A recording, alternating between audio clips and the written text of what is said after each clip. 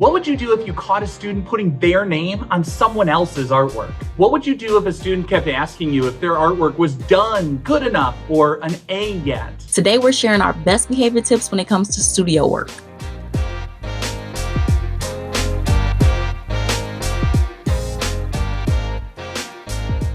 Hi art teachers, I'm Kyle Wood, and I'm an elementary art teacher in the Chicago area. I'm Liz Brent, and I'm a secondary art teacher from the Chicagoland area. I had this group of students that normally didn't really care that much for any of my projects, but animation really captured their imagination. They wanted to animate themselves making a clay figure, and the clay figure comes to life and starts messing up the art room. Honestly, I think it was parts just an excuse to get some revenge on me and mess up my room. But in the end, it was probably one of the greatest triumphs of my career, seeing this magnificent final product. Welcome to the Art of Ed's Draw the Line, where we tackle the wild and tricky behavior situations art teachers face every day. What would you do if a student kept overworking their artwork?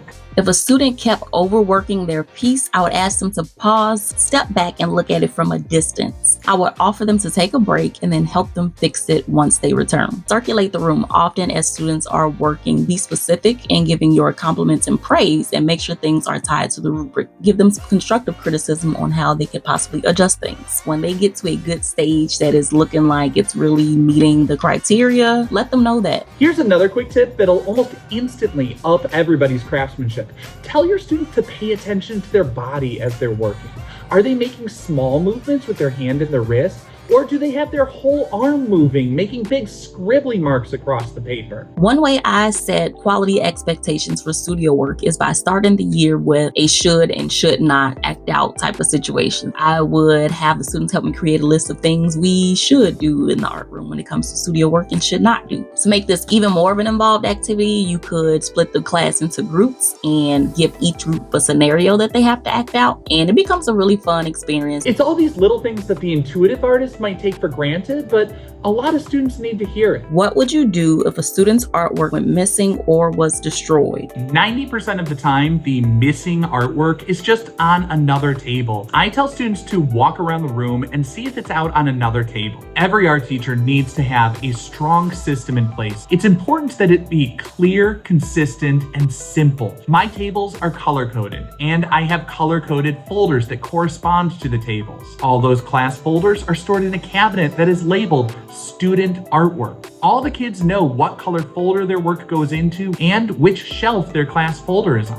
When I put work on the drying rack, I put the class's folder on the rack with the work so that when pieces are dry, I know which folder I need to put it all into. Sculptures go on shelves that are labeled by days of the week. Students are expected to not only scratch their initials onto the sculpture, but also take a picture of the work so that if they can't find it later, they can show me a picture and I know what to look for. It's rare that anything is going to be truly lost. What would you do if you caught a student putting their name on someone else's artwork? If I caught a student putting their name on someone else's work, the first thing I would ask them is, tell me why you did that. Chances are they did it because they are insecure about their own work or their own abilities. And then I would engage them in a discussion about how copying somebody's work not only is, a sense of plagiarism, but it's also taking away their voice. It's important to grow their voice as an artist and to be authentic and original. Next, I would ask them to show me the work that they did and then talk me through why they didn't feel the need to show what they had already produced, and then how I can help them grow as an artist so then they don't feel the need to claim somebody else's work. Every school has different policies on academic integrity, and you gotta follow that. Take the time to familiarize yourself with your district and school's student code of conduct. Use this document to help determine appropriate behaviors, consequences, and expectations. One way to be proactive is to have students write their name on their work as soon as they begin, and just to have a discussion about how everybody's skills are different and how we aren't here to judge anybody, but most importantly, I want to see everyone be their authentic self and to show that in their work and not anybody else's. Designate one space for students to store works in progress.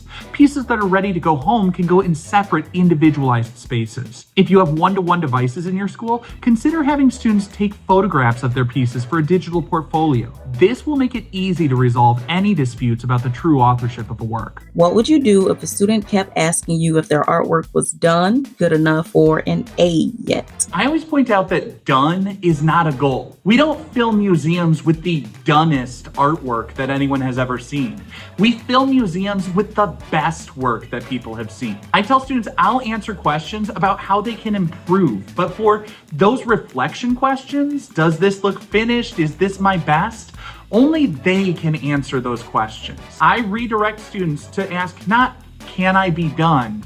Ask, can I do better? When they look at it and they can honestly say it's their best work, that's how they know it's complete. Keep referring them to the rubric. Have your list of criteria that you're going to grade on. Have them talk you through how they think they're doing based on what you have outlined. Have them talk to each other about their work and have them reference the critique sheet or the rubric when they're doing that so that it becomes a habit for them to even just check it out for themselves or remind each other. It's also helpful to create checklists to guide students in reflection. Include objective criteria like I put my name on my work, I colored the positive and negative space neatly and solidly, but also subjective criteria. Things like I'm proud of my work. I did the best I could. Every time you review behavioral expectations, also review expectations for mindset. Create visual aids like proficiency scales that'll show students different levels of quality craftsmanship. If you are looking for an opportunity to explore best practices in behavior management and come up with your own action plan that you can immediately apply in your art room, enroll in Managing the Art Room. This 100% remote graduate course is designed for the unique classroom management challenges that art teachers face. We'll leave a link in the description box below for more information. What would you do if you caught a student who copied their imagery or artwork? Tell them that art is all about creativity, and while we learn from what others have done,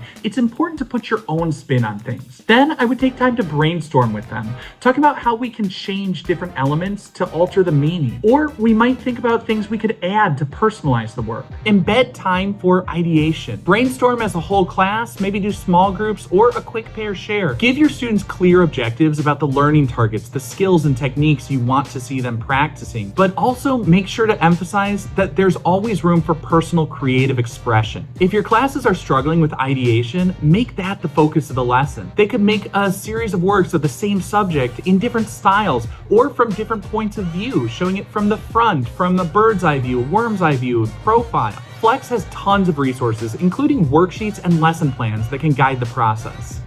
What would you do if you caught a student who copied their written work? If I discover that a student has copied their written work, I would just start by asking them, tell me about what you wrote, to see how much knowledge they actually have about the writing that they submitted that I know is not theirs. This will allow them time to either come clean, talk about what they did, or show me what knowledge they actually have. The artists need to write. They need to have artist statements and be able to not only talk about their work, but write about their work. So to help with that, I would probably provide some type of prompts for students to have to start with, because it's possible they don't know where to start when it comes to writing. Along those lines, I would also explain to them how copying someone else's work eliminates them from a lot of opportunities like art shows, scholarships, because their work was not authentic. To be proactive at the beginning of the year, I would open up the discussion about what is plagiarism and how that can show up in the art world. But I would also try to create assignments that rely a lot on student opinion or student voice to really try to limit how much they could even try to copy from someone else.